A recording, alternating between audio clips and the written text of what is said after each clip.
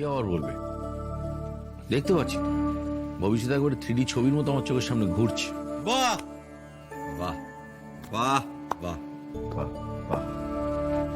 আমার বন্ধু ভবিষ্যৎ দেখার ক্ষমতা অর্জন করেছে।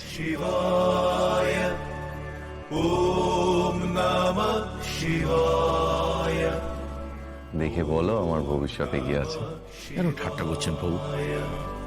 যিনি বিশ্ব ব্রহ্মাণ্ডের ভবিষ্যৎ ঠিক করে দেন তিনি নাকি আমার কাছে হাত বাড়িয়েছেন তার ভাগ্য গণনা করার জন্য। বারে, এই তো তুমি নিজেই বললে 3D ছবির মতো তুমি নাকি ভবিষ্যৎ পরিষ্কার দেখতে পাচ্ছ। ওটা একটা কথার কথা প্রভু। যে কথার কোনো অর্থ নেই সেই কথা বলো না ভগবান দাস। কি মানে সেই কথা বলার?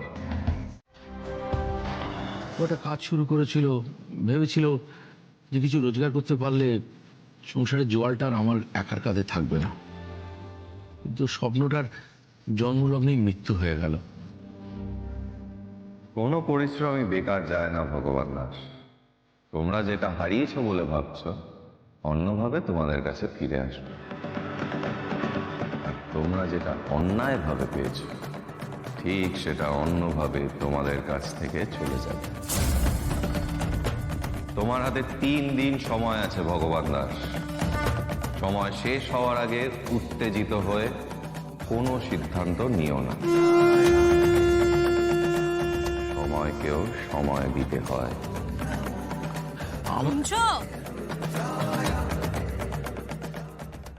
কি গো, তুমি এখন হাত মুখ ধোওনি? চা খাবে কখন? আমি তো ভেবেছিলাম তোমাকে চাটা করে দিয়ে সন্ধে দেবো। সময় হয়ে গেছে। সময় হয়ে গেছে কেন? এখন তো 3 দিন বাকি। দেখো আগে 3 দিনের মধ্যে কি হয়। মনে থাকে যেন। হ্যাঁ, আরে প্রভু, আমি সেভাবে কথাটা বলিনি। সব কথা তো এক মানে হয় না। সেটা দেখার উপর নির্ভর করছে ভগবান দাস। তুমি কিভাবে দেখছো আর আমি কিভাবে দেখছি। দৃষ্টি যদি এক হয় তাহলে অর্থ এক, দৃষ্টিকোণ যদি পৃথক হয় অর্থ ভিন্ন। আরে বাবা, কি সব বাংলা বলছে? আমার তো সব গুলিয়ে দিলেন আপনি। আমি তো পুরোটা গুলিয়ে গেলাম।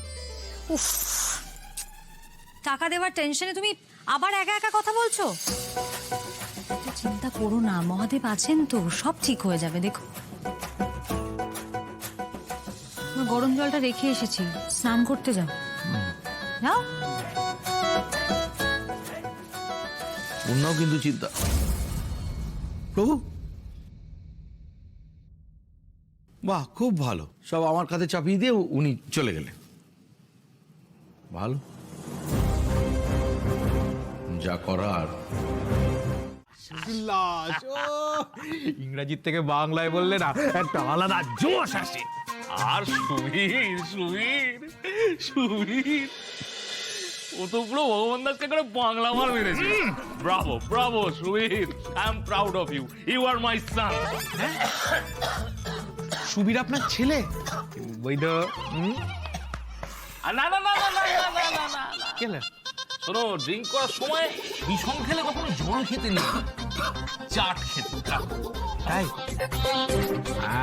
এইবার বুঝতে পেরেছি আপনি কেন সুবীরের এত কেয়ার নেন। কারণ ও আপনার ছেলে বলে কথা। না না না না না, আমার বাবা আলাদা। আমার বাবার নাম অধীর বাগচি স্যার। আরে সে তো ভোগে গেছে। হ্যাঁ না, মারা গেছে। কোনো চিন্তা নেই, আমি তোমাকে দত্তক নিয়ে নি। তুমি জানো না তুমি কত বড় কাজটা করেছো। তুমি আমাদের হারানো জমি ফিরিয়ে দিয়েছো। ভগবান দাস একেবারে মুখ থুবড়ে পড়েছে। ভাই, কি করে করলে তুমি? ওই যে স্যার ভগবান দাস আমাকে ফ্যাক্টরিতে ডিউটি দিয়ে নিজের বিপদ নিজেই ডেকে এনেছিলেন স্যার।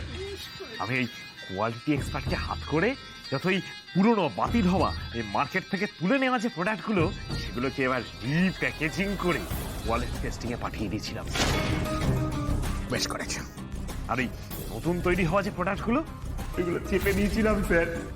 এই যে রিপোর্টটা এসছে না, এটা এইসব পুরনো বাতিল হওয়ার প্রোডাক্ট। শোনো, আমাদের কিন্তু এবার এই তদন্তের রিপোর্টটা ঠিকঠাক করতে হবে। করে দেবো স্যার, করে দেবো। এমন রিপোর্ট বানাবো যেন কফিনের শেষ পেরেকটা পোতা হয়ে যায়। ভগবানও যেন ভগবানকে বাঁচাতে না পারে। এইটা হবে পাঞ্চ লাইন। ভগবানও যেন ভগবানকে বাঁচাতে না পারে। উফ, মাথার মধ্যে সিমেন্ট বালির মতন একবারে গেঁথে নিন কথাটা। এতদিন ধরে বারবার হাতের মধ্যে শিঙি মাছের মতন কাঁটা ফুটিয়ে বেরিয়ে গেছে। এবার ভগবান মরে ভূত হবে আর আমরা ওর পিন্ডি দেব। হ্যাঁ,